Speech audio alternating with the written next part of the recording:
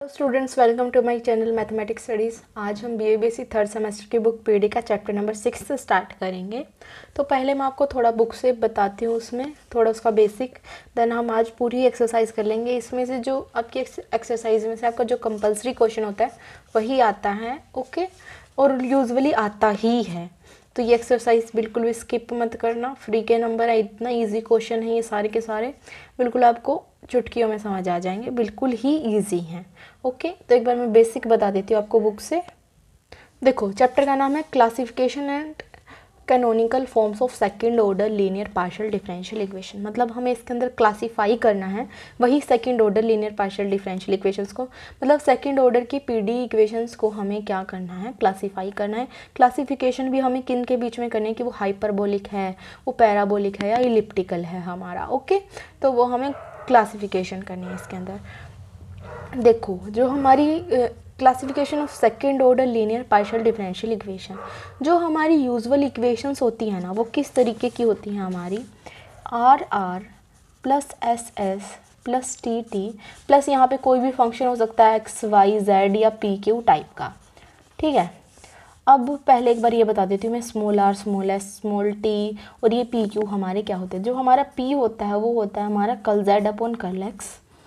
First chapter में भी मैंने आपको बताया, सेकंड में भी लगभग हर चैप्टर में ही बताया है। स्टार्टिंग में पी होता है हमारा curl Z upon curl X, Q होता है हमारा curl Z upon curl Y.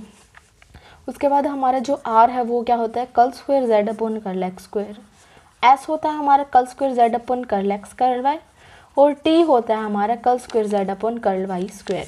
ये तो आपको पता ही होने चाहिए, मस्ट है, ठीक है। तो ये जो ये नोटिफिकेशन है, small R, small S, small T और ये पी और क्यू, ये है हमारी, इनका मीनिंग ये है, ठीक है। अगर हमारी इक्वेशन के अंदर जो आर के साथ, स्मॉल आर के साथ गिवन होगा, ये हमारी कोई भी कांस्टेंट वैल्यू हो सकती है, X square Y square, X Y variable value हो सकती है, हमारी कांस्टेंट वैल्यू हो सकती है। जो आर के साथ होगा ना हमारा, वो हमारा क्या होगा, कैपिटल आर। जो हमारे एस के साथ होगा वो हमारा होगा कैपिटल एस। जो हमारे स्मॉल टी के साथ होगा, सॉरी ये है स्मॉल टी, तो प्लस है ना, स्मॉल टी के साथ होगा वो क्या होगा, कैपिटल टी, ठीक है। तो हमारा अब रूल हमें क्या करना है, क्लासिफिकेशन करना है। टॉपिक क्या है, classification of second order linear PD, ठीक है। तो क्लासीफाई हम कैसे करेंगे, अकॉर्डिंग टू द रूल करेंगे कि एस स्क्वायर माइनस 4RT, ठीक है। यहाँ से हमारी कोई आर की वैल्यू आएगी, यहाँ से हमारी कोई एस की वैल्यू आएगी, टी की वैल्यू आएगी।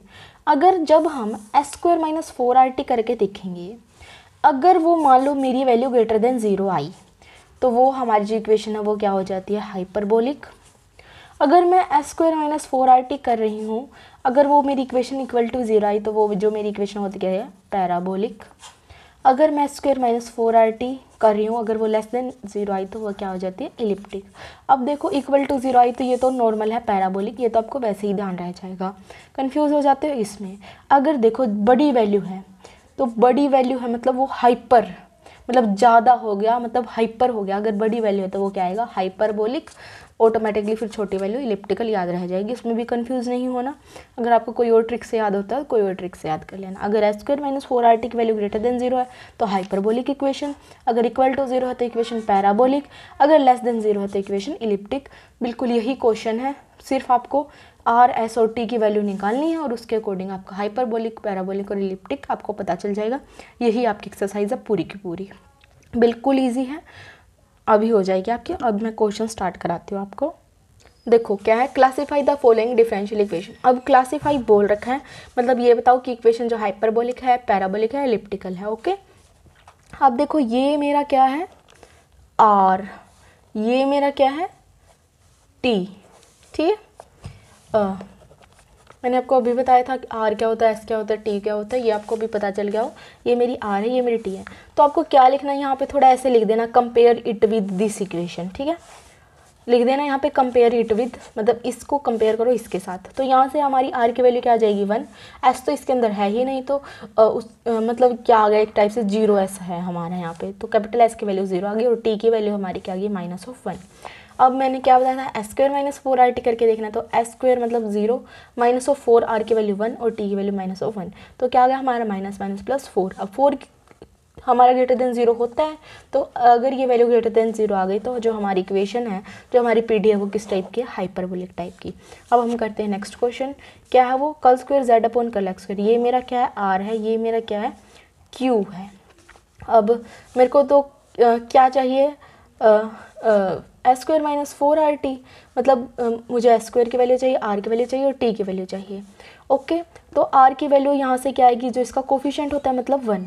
अब 0 एस है और 0 टी है, तो हमारी एस, कैपिटल एस की वैल्यू भी 0 है, कैपिटल टी की वैल्यू भी 0 है।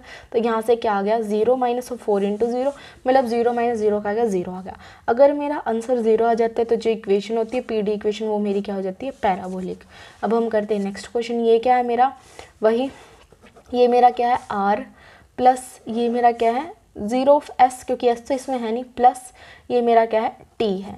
तो जो आर के साथ हो, अब इसको इसके साथ कंपेयर करो तो यहाँ से कैपिटल आर की वैल्यू क्या आ गई? 1, कैपिटल एस की वैल्यू आ गई 0, कैपिटल टी की वैल्यू भी आ गई 1। तो ये मैंने वैल्यू यहाँ लिख दिया। स्क्वायर माइनस ऑफ 4RT क्या आ गया? 0 माइनस ऑफ 4 इंटू 1, मतलब माइनस ऑफ 4 आ गया। माइनस ऑफ अगर नेगेटिव है तो वो 0 से लेस होगा, 0 से लेस है तो हमारी जो पीडी है वो क्या हो गई? इलिप्टिकल हो गई। देन हमारा नेक्स्ट क्वेश्चन, ये हमारा क्या हो गया? ये मेरा आर है, प्लस 6 ऑफ ये मेरा क्या है? एस है, प्लस 9 ऑफ ये मेरा क्या है? टी है, इक्वल टू 0। कैपिटल आर की वैल्यू मेरी यहाँ से 1 आ गई, कैपिटल एस की वैल्यू मेरी 6 आ गई और कैपिटल टी की वैल्यू मेरी 9 आ गई। तो ये वैल्यू पुट करो। S square minus of 4RT, 6 6 36, minus of 4 into 1 into 9, 36 minus 36 equal to हो गया 0। तो अगर 0 आ गया तो जो मेरी पीडी इक्वेशन है वो कैसी है? पैराबोलिक। अब देखो नेक्स्ट क्या है? ये है क्या है? ये मेरा 2 of R minus of 2 of S plus 5 of T equal to 0। Capital R की वैल्यू 2, कैपिटल एस की वैल्यू माइनस ऑफ 2 और कैपिटल टी की वैल्यू 5 है। तो P S square minus of 4RT करो, मतलब माइनस ऑफ 2 का square 4, minus of 4 into 2 into 5, तो 4 माइनस 40 क्या गया? Minus of 36। ऑफकोर्स ये नेगेटिव है तो लेस देन 0 होगा, और लेस देन 0 तो क्या होती है? हमारी पीडी की इक्वेशन इलिप्टिकल होती है। अब क्या है? Find whether the following PD are. वही हमें इसके अंदर भी बताना है कि हाइपरबोलिक है, पैराबोलिक है, इलिप्टिकल है इन नेचर। ठीक है, तो हमारे क्या दे रखा है? ये इक्वेशन दे रखी है X R plus 2s plus Y T plus P equal to 0। तो कैपिटल आर की वैल्यू हमारे यहाँ x है, कैपिटल एस की वैल्यू 2 है, कैपिटल टी की वैल्यू y है। ये आ गया S square minus of 4RT, S square मतलब 2 का स्क्वायर 4, माइनस ऑफ 4, आर की वैल्यू x है और टी की वैल्यू y है, तो 4 माइनस ऑफ 4xy आ गया। अब देखो हमें ये ही नहीं पता कि x और y की वैल्यू हमारी यहाँ पे क्या है। अगर हमें x और y की वैल्यू कोई कांस्टेंट दे रखी होती तो हम नॉर्मली इसे बता देते कि हाँ भाई कि यहाँ 2 वैल्यू, इसकी 4 वैल्यू, तो वो इलिप्टिकल है, पैराबोलिक है या हाइपरबोलिक है। लेकिन अभी हमारे इस टाइप का आ गया, हमें x y का कुछ पता नहीं है, तो हम तीनों ही केस बता देंगे कि जो ये इक्वेशन है वो हाइपरबोलिक कब होगी? जब ये वैल्यू ग्रेटर देन 0 होगी। ये इक्वेशन पैराबोलिक कब होगी? तब ये वैल्यू इक्वल टू 0 होगी। ये इक्वेशन इलिप्टिकल कब होगी? जब ये वैल्यू लेस देन 0 होगी। तो अगर हम इस 4 को उधर ले, मतलब इस वाले टर्म को उधर ले जाएं तो क्या बन जाएगा? 4xy, 4 से 4 कैंसिल, तो 1 ग्रेटर देन xy आ गया, तो हमारे ये बन गया 4 इक्वल टू उधर जाके 4xy हो गया, 4 से 4 कैंसिल, तो 1 इक्वल टू xy आ गया। अगर 4 उधर जाके 4xy हो गया तो 4 से 4 कैंसिल, तो xy ग्रेटर देन 1 आ गया। तो ये मेरी कंडीशंस आ गई। ओके, अब है मेरा next question, X square Y minus 1, मतलब जो इसमें कैपिटल आर की वैल्यू वो ये है, कैपिटल एस की वैल्यू मेरी ये है और कैपिटल टी की वैल्यू ये है। ओके, तो हम ये वैल्यू यहाँ से निकाल सकते हैं इस तरीके से। तो ये होगी मेरी आर एस और टी की वैल्यू। देन मुझे क्या निकाला? S square minus of 4RT, तो एस स्क्वायर इसका स्क्वायर करो तो क्या आएगा? X square Y square minus 1 का whole square, minus of 4, R की वैल्यू क्या है? X square into Y minus, और टी की वैल्यू है वाई इंटू वाई माइनस 1, तो Y minus 1 into Y minus 1 क्या हो गया? वाई माइनस 1 का स्क्वायर, और 4x स्क्वायर वाई हमारा ये आ गया। अब इस इक्वेशन में से हमारा एक्स स्क्वायर आ रहा है, इसमें से कॉमन, एक्स स्क्वायर कॉमन ले लिया। अब देखो इसका क्या बन जाएगा? हमारा वाई स्क्वायर माइनस 1 है, मतलब एक तरीके से वाई स्क्वायर माइनस 1 स्क्वायर, ए स्क्वायर माइनस बी स्क्वायर क्या होता है? ए माइनस बी, और ए प्लस बी, मतलब वाई माइनस 1 हो गया, और ये वाई प्लस 1 हो गया, और उसका होल स्क्वायर हो गया एक तरीके से। ठीक है, ये बात हमारी यही तो है। अगर हम फिर इन दोनों में से y माइनस 1 का स्क्वायर कॉमन आ रहा है तो वो हमने बाहर कॉमन ले लिया, और अंदर क्या बच गया? y प्लस 1 का स्क्वायर और minus of 4y, X square Y minus 1 का स्क्वायर। अब y माइनस 1 का स्क्वायर माइनस ऑफ 4y हमारा y माइनस 1 का स्क्वायर हो जाता है। देखो ऐसे, इसका स्क्वायर ओपन करो, y square plus 1 square plus 2y minus of 4y हो गया। ठीक है, Y square plus 1, 2y minus 4y minus of 2y, और ये हमारा क्या हो गया? y माइनस 1 का स्क्वायर। तो ये हमारा इस तरीके से आ गया y माइनस 1 का स्क्वायर, y माइनस 1 का स्क्वायर, तो पावर कितनी हो गई? 4, इक्वल टू एक्स स्क्वायर। अब देखो एक्स की वैल्यू अगर 0 ना हो और y की वैल्यू अगर नॉट इक्वल टू 1 हो तो जो ये इक्वेशन है वो हमारी क्या हो जाएगी, हाइपरबोलिक। क्योंकि अगर x की वैल्यू 0 हो गई या y की वैल्यू 1 हो गई तो ये आंसर क्या बन जाएगा हमारा 0, तो ये इक्वेशन हमारी पैराबोलिक हो जाएगी। लेकिन अगर x की वैल्यू 0 नहीं है, y की वैल्यू 1 नहीं है, तो पक्का जो ये इसका आंसर आएगा वो क्या आएगा, पॉजिटिव आएगा, क्योंकि इसकी जो पावर्स है वो क्या है, इवन। तो पक्का अगर इसका आंसर पॉजिटिव आएगा तो जो इक्वेशन है वो क्या बन जाएगी, हाइपरबोलिक। अब करते हैं हम नेक्स्ट क्वेश्चन, बिल्कुल ईजी क्वेश्चन था सारे के सारे। Y square minus of R minus of T plus 4z, ये हमने एक लिख दिया। कैपिटल आर की वैल्यू आ गई वाई स्क्वायर, कैपिटल एस तो है ही नहीं एस के साथ, तो एस कैपिटल एस 0 आ गया, कैपिटल टी की वैल्यू आ गई minus of 1, S square minus 4r t 0 minus of 4y square, हमारी ये टर्म आ गई। अब ये जो हमारी इक्वेशन हाइपरबोलिक तब होगी जब ये वैल्यू ग्रेटर देन 0 होगी, ये इक्वेशन पैराबोलिक तब होगी जब ये वैल्यू इक्वल टू 0 होगी। जो ये इक्वेशन है वो इलिप्टिकल तो हो ही नहीं सकती। क्यों नहीं हो सकती ये इक्वेशन इलिप्टिकल, क्योंकि अगर ये इक्वेशन इलिप्टिकल हो गई, लेस देन 0 हो गया, तो वो तो हमारा पॉसिबल ही नहीं है। क्योंकि जो 4y का स्क्वायर है वो कभी भी नेगेटिव आ ही नहीं सकता, क्योंकि y की वैल्यू या हम नेगेटिव रख लें या हम पॉजिटिव रख लें, वो कभी भी लेस देन 0 आ थोड़ी ना सकती है, नहीं आ सकती। तो ये तो हमारा पॉसिबल ही नहीं है ना केस। या तो y की वैल्यू अगर 0 हो तो वो इक्वल टू 0 आ सकती है, या कोई पॉजिटिव वैल्यू रखे या फिर कोई नेगेटिव वैल्यू रखे y की वैल्यू, तो वो ग्रेटर देन 0 होगा। तो वो इलिप्टिकल तो कभी भी नहीं होगा, लेकिन वो हाइपरबोलिक भी हो सकता है और पैराबोलिक भी हो सकता है। तो हाइपरबोलिक जब होगा जब इसकी वैल्यू ग्रेटर देन 0 होगी, हाइपरबोलिक तब होगा जब इसकी वैल्यू ग्रेटर देन 0 होगी, और पैराबोलिक तब होगा तब उसकी वैल्यू इक्वल टू 0 होगी। तो यहाँ से वाई स्क्वायर की वैल्यू ग्रेटर देन 0 आ गया, अगर 0 बाय समथिंग करेंगे तो 0 आएगा, सिमिलर वाई स्क्वायर की वैल्यू यहाँ से 0 आ गई। और वो इलिप्टिकल तो हो ही नहीं सकता, क्योंकि जो वाई है वो ऑलवेज हमारा y का स्क्वायर है वो ऑलवेज हमारा ग्रेटर देन 0 ही होगा, कभी भी y का स्क्वायर लेस देन 0 नहीं हो सकता है।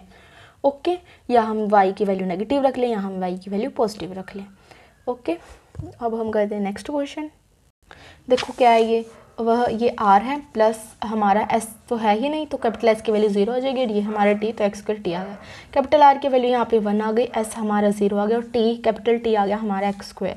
तो s square minus 4r t करेंगे तो 0 माइनस ऑफ 4x स्क्वायर, तो माइनस ऑफ 4x स्क्वायर आ गया। ठीक है, अब यहाँ पे x की वैल्यू या फिर मैं कुछ भी रख लूँ, अगर x नॉट इक्वल टू 0 है, ठीक है, तो x की वैल्यू मैं पॉजिटिव रख लूँ या नेगेटिव रख लूँ, तो भी हमारा जो टोटल आंसर है वो नेगेटिव में ही रहेगा। मतलब जो मेरी इक्वेशन है वो इलिप्टिक रहेगी अगर मेरी x equal to not equal to 0 है तो। ओके, तो ये एक्सरसाइज यहाँ पे होती है complete. Thank you guys for watching my video, please like share subscribe to my channel. Next exercise करेंगे हम नेक्स्ट लेक्चर के अंदर। Thank you so much.